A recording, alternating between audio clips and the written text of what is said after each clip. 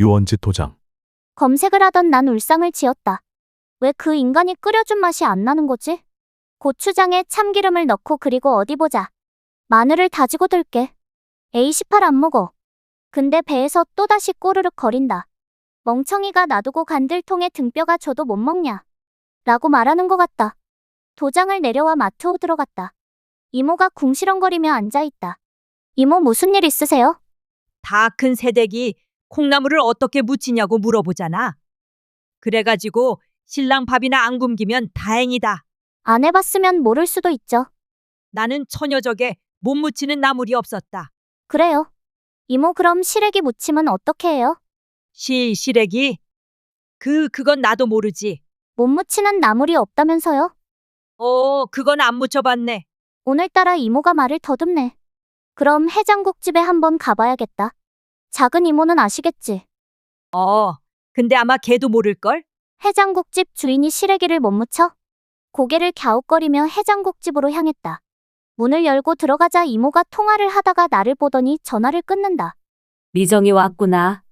해장국 줄까? 이모 시래기 무침 어떻게 해요? 응? 시래기? 아니면 제가 시래기 드릴게. 좀 무쳐주시면 안 돼요? 나도 시래기 못 무치는데. 네? 우린 우거지 쓰지 시래기 안 쓰는데. 우거지나 시래기나 무치는 양념은 똑같은 거 아닌가? 이모분은 어디 계셨어요? 오늘 동창회 갔어. 늦을 거라고. 근데 이모의 말이 끝나기도 전에 문이 벌컥 열리고 이모부가 들어왔다. 그러자 이모가 당황한 듯 말을 더듬었다. 일찍 왔네. 늦을 거라더니. 그러자 이모부가 뜬금없다는 표정을 지으며 소리쳤다. 뭔 소리야? 이 여편네가 노망이 들었나? 빨리 집 내려. 저녁 장사 안 할 거야. 감자탕 집을 나오며 고개를 갸웃했다. 오늘따라 이모들이 전부 모르세? 다시 마트로 돌아왔는데 이모가 내 눈치를 보며 물었다. 걔도 모른다고 그러지? 그냥 감자탕 끓여준 사람한테 물어봐. 이모 근데 시래기를 감자탕에 넣을 거라는 건 어떻게 아셨어요? 도장으로 돌아와서도 난 한참을 웃었다. 내가 석수동 호프집에 있다는 것도 감자탕을 좋아하는 것도 모두 이모가 알려준 것이다. 괜찮은 총각 같아 보여서 도와준 거라는데 혼자 있는 나를 위해 한 일인데 화를 낼 수도 없는 노릇이다. 생각해보니 마트 이모와 감자탕 집 이모는 친척보다도 가깝다. 아빠가 어린 나이에 손을 잡고 감자탕을 먹으러 다녔고 마트 이모는 항상 아빠에게 빚이 있다고 했다. IMF가 터졌을 때 임대료를 3개월이나 밀렸을 때도 아빠는 이렇게 말씀하셨다. 세입자가 살아야 건물주도 사는 것입니다. 신경 쓰지 마십시오. 우리 집의 빛과 그림자를 모두 아는 분들이고 나를 딸처럼 아끼시는 분들인데. 딩동, 문자가 온 모양이다. 외로운 반미인 아니 미남 항시태기. 풋 하고 웃음이 나온다. 참 끈질기기도 하다. 다른 놈들은 별 미친 깡패년을 다 봤다고 맞은 옆구리를 비비며 돌아서는데 이놈은 도대체가 알 수 없는 놈이다. 시래기 무치는 법 가르쳐줄까? 눈을 번쩍 떴다. 문자로 좀 부탁해. 그러자 갑자기 누가 도장문을 두드리기 시작했다. 탕탕탕. 아줌마 나야. 또다시 도장 바닥에서 그가 음식을 차리기 시작했다. 나는 팔짱을 끼고 그가 하는 것을 지켜만 보고 있었다. 정육점 가서 감자탕 만들 거라고 하면 등뼈를 알아서 줄 거야. 그걸 사다가 찬물에 담가놔라. 그가 감자탕 만드는 법을 자세히 설명한다. 참 어렵다. 감자탕 한 그릇을 먹으려면 이렇게 힘들다니 말이다. 시래기는 구하기가 좀 힘들어. 그냥 우거지를 삶아서 쓰도록 해라. 그가 이번엔 햇반 대신 라면사리를 꺼냈다. 라면 사리는 어느 정도 끓었을 때 넣고 국물을 잡아먹으니까 육수를 좀 많이 넣어야 돼. 자꾸 설명을 해주는 이유가 뭐냐? 그러자 그가 슬쩍 입꼬리를 올리더니 김이 모락모락 나는 등뼈를 사라에 담아서 내게 내밀었다. 오늘이 마지막이니까. 배고프니까 그가 무슨 말을 하는 건지도 생각을 못했다. 그냥 정신없이 또 먹었다. 라면 사리를 호호 불어가며 후루룩 거렸고 등뼈는 하나도 남김없이 물어뜯었다. 어느 정도 배가 차자 주변이 눈에 들어온다. 그가 기둥에 기대어 책을 읽고 있다.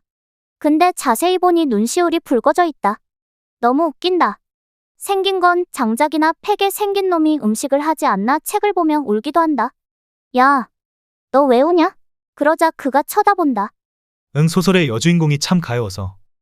불알 띄어라. 멍청아. 그러자 그가 뭐라고 중얼거렸다. 사랑한다고 말하지 못했죠. 당신에게 짐이 될 수 없으니까요.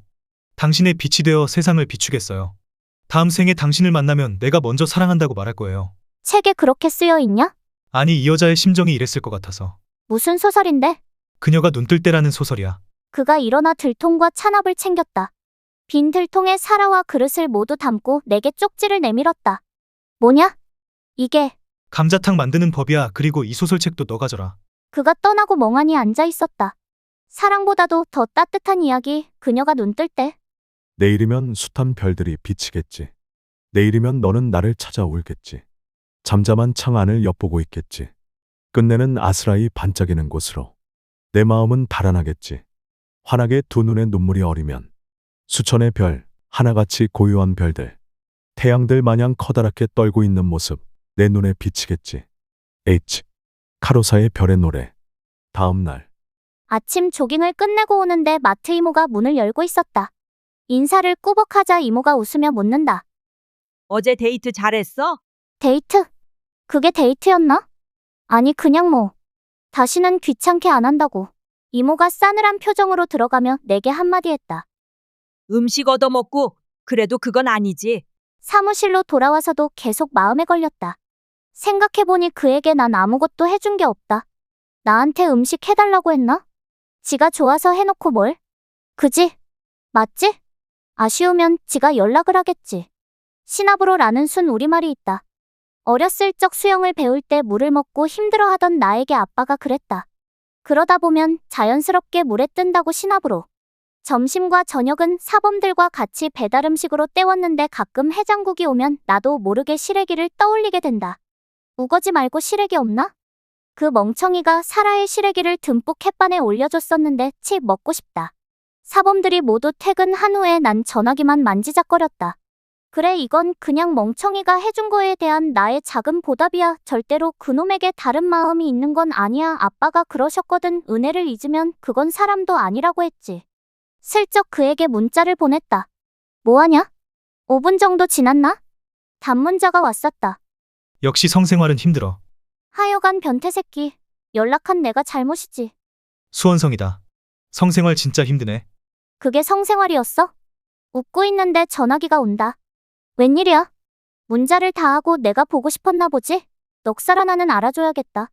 숟가락이랑 컵은 안 챙겨갔더라. 설거지 해놨으니까 와서 가져가.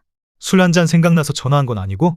그래 뭐 술 한 잔 정도야 괜찮겠지. 어떤 놈인지 궁금하긴 하다. 그럼 유원지로 튀어오든가. 수원성에 있다는 놈이 10분도 안 돼서 유원지로 왔다. 수원성에서 날아왔냐? 나를 보고 그냥 실실 웃기만 한다. 진짜 소나 훔치러 가면 딱 맞는 외모인데.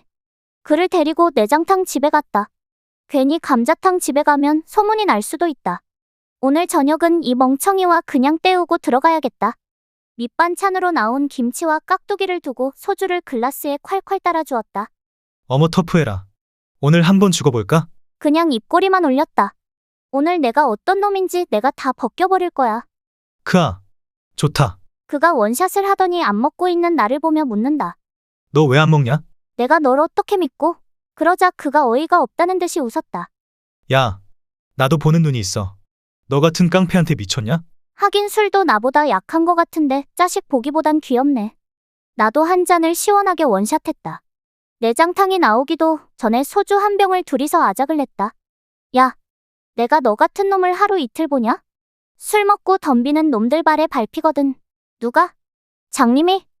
그래 다 내가 병원으로 보냈다. 그래, 정신병원으로 갔겠지. 제 정신이면 너 같은 깡패한테 덤비겠냐? 이게 진짜 꼬박꼬박 한마디도 안 지네. 어린 놈이. 아니 나보다 많구나. 또 때리려고? 아웅 잘 됐다.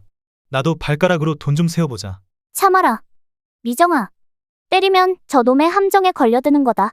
그 옛날 전쟁에서도 장수들이 맞짱 뜰 때 먼저 흥분해서 덤비는 놈이 진다. 이를 부득부득 갈며 그에게 아니 이놈에게 술을 따라주었다.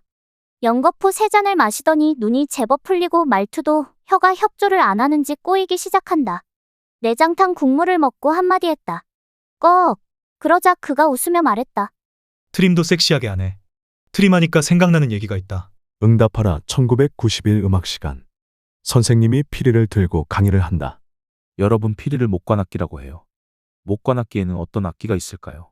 한 학생이 손을 들고 일어나 대답한다.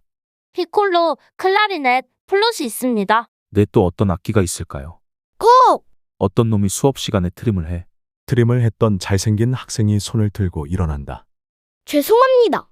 선생님 목관악기라고 하기에 선생님이 그 학생에게 다가가 묻는다. 목에서 나니까 트림도 못 관 악기다. 내 대가리는 타악기다. 이 새끼야. 다시 현재. 웃으면 안 된다. 웃으면 안 된다. 이놈이 내 표정을 보더니 가까이 다가온다.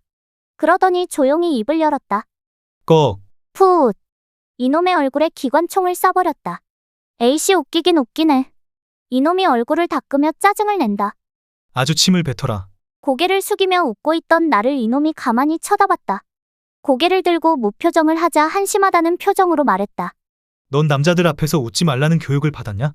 웃고 싶을 땐 그냥 편하게 웃어. 내가 그러니까 이상한 놈들만 꼬이지. 갑자기 머릿속이 하얗게 되어버린 느낌이다. 남자 두들겨 패고 깡패처럼 하는 게 강한 여자가 아니야. 넌 뭔 착각을 하고 있구나. 여자가 제일 강할 때가 언제인지 알아? 그건 엄마일 때야. 음료수를 일일이 캔으로 사서 하나하나 나누어 주던 너는 진짜 강한 여자야. 근데 왜 남자들 앞에선 강한 척을 하니? 이 미친 새끼가. 넌 테레사 수녀와 신사임당이 싸움을 잘해서 강한 여자니? 여자다워야 진짜 강한 여자야. 뭐 이 새끼야. 그러자 이 미친놈이 실실 웃었다. 화내는 거 보니까 내 말이 맞구나. 강한 척하지 마. 더 약해 보여. 난 내가 웃을 때가 제일 무섭더라. 1994년 여름 공공여 중. 생물 시간에 선생님이 성교육을 합니다. 학생들은 호기심에 가득 찬 얼굴로 선생님의 강의를 듣습니다. 음이 있으면 양이 있고 암컷이 있으면 수컷도 있습니다. 이 모든 것은 자연의 이치이고 그렇게 암수가 만나서 관계를 가지면 새로운 생명이 잉태되고 짓궂은 학생이 질문을 합니다. 관계가 뭔가요? 설명해 주세요. 야, 여학생들은 즐겁게 웃고 선생님이 당황합니다. 자자 조용. 여자의 몸에는 난소가 2개 존재합니다. 남자의 몸에 고환이 2개 존재하는 것과 같은 것이지요. 이곳에서 난자가 형성이 되고 고환이 뭐예요? 킥킥킥. 야. 즐겁게 웃는 여학생들 사이에서 웃지 않는 한 여학생이 있습니다. 그녀는 표정이 점점 더 굳어져 갑니다. 자연분만과 제왕절개를 설명할 땐 자신의 배를 잠시 쓰다듬기도 합니다. 섹스라는 것은 신이 인간에게 준 쾌락이지만 종족 보존의 법칙입니다. 더럽다거나 타락이라고 생각하면 안 됩니다. 남녀는 그렇게 아이를 갖고 행복하게 살 권리가 있는 것입니다. 소녀는 집으로 가지 않고 놀이터에서 그네를 탑니다. 그리고 오늘 선생님이 해준 강의를 되새깁니다. 아이를 낳는 것은 여자의 행복이자 의무입니다. 우리의 후손들을 위해서요. 무표정으로 그네를 타던 소녀는 집으로 향합니다. 너무나 집에 들어가기 싫지만 어쩔 수가 없습니다. 집에 도착하자 언제나 그랬듯이 아빠의 술 취한 목소리가 들립니다. 그래. 하나밖에 없는 딸년을 반병신을 만들어 놓고 엄마의 흐느끼는 소리도 들립니다. 그래, 죽여라. 나도 더 이상 살고 싶지 않다. 소녀는 발걸음을 돌려 놀이터로 향합니다. 자신이 들어가야 아빠와 엄마가 싸움을 멈춘다는 걸 알지만 그러고 싶지 않습니다. 놀이터는 약수터로 가는 등산길입니다. 그곳은 아빠와 추억이 많은 곳입니다. 아빠는 항상 소녀와 재밌는 게임을 했습니다. 다방구, 땡도너스, 오징어, 그리고 자치기까지. 아빠는 바보인지 항상 술래가 되었고 상으로 아빠의 등에 업혀 유원지까지 뛰었습니다. 그런 아빠가 왜 그렇게 엄마와 싸우고 무서운 술주정뱅이가 되었을까요? 소녀는 그네에 앉아 눈물을 흘리며 끄덕입니다. 아빠 나 다 알아요. 난 희망도 미래도 없는 년이라는 것을. 며칠 후 공공체육관. 여보세요? 형님 여기 파출소입니다. 동생 어쩐 일이야? 전화기를 들고 있던 인수는 한숨을 푹 쉬고 전화를 끊습니다. 유원지 파출소. 인수는 파출소 문을 열고 들어갑니다. 피해자 부모로 보이는 듯 한 여자가 고래고래 소리를 지르고 있고 구석에 앉아있던 소녀가 눈이 마주치자 얼른 고개를 돌려버립니다. 맞은편에는 소녀에게 맞은 여자아이 2명이 앉아있는데 얼굴이 심하게 멍이 들어 있습니다. 야, 너 깡패야? 당장 사과해. 경찰관이 여자를 저지하고 인수를 보며 인사를 합니다. 형님 오셨어요? 우리 딸이 뭘 잘못했죠? 여자가 맞은 아이들을 가리킵니다. 보면 몰라요? 그러더니 인수의 도복을 보곤 기가 막힌 듯 묻습니다. 체육관에서 애들 쌈질하는 거 가르칩니까? 인수가 맞은 아이들에게 다가가 묻습니다. 우리 딸이 너희들을 왜 때렸니? 맞은 아이들이 소녀를 한 번 그리고 여자를 한 번 쳐다봅니다. 우리 딸이 이유 없이 때리진 않았을 텐데 똑바로 말 안 해? 경찰관이 큰 소리로 묻자 겁이 났는지 다 죽어가는 목소리로 대답합니다. 그냥 놀렸어요. 뭐라고? 걸레라고. 인수는 모든 일을 수습하고 소녀와 같이 체육관으로 돌아옵니다. 근데 이게 웬일일까요? 인수는 화도 내지 않고 사무실로 들어가 버립니다. 소녀는 체육관 구석에 가만히 앉아 있습니다. 얼마나 시간이 흘렀을까 사무실 문이 열리고 인수가 나와 소녀 앞에 섭니다. 일어나. 소녀는 고개를 숙인 채로 미동도 하지 않습니다. 일어나 밥 먹으러 가자. 소녀가 잠든 것일까요? 인수가 소녀 앞에 무릎을 꿇습니다. 화를 내라고 화를. 너 지금 화나잖아. 그러자 소녀가 인수의 멱살을 잡고 흔듭니다. 내가 왜 산부인과 다닌다고 걸레라는 소리를 들어야 하는데? 인수는 속이 상했는지 다시 술을 마시고 소녀가 인수의 술잔을 뺐습니다. 어떡하면 아빠가 술을 안 마실 건데? 인수는 한숨만 내쉽니다. 어떡하면 아빠가 엄마를 안 때릴 건데? 인수가 흐느끼기 시작합니다. 미안해. 정말 미안해. 아빠 그냥 우리 예전처럼 살자. 제발. 제발. 진짜 제발. 나한테 죄책감 갖지 말고 그냥 우리 예전처럼 살자 아빠. 인수가 소녀를 끌어안고 흐느낍니다. 그래 미안해. 우리 미정이 다 컸네. 잘못했다. 이 아빠가 정말 미안해.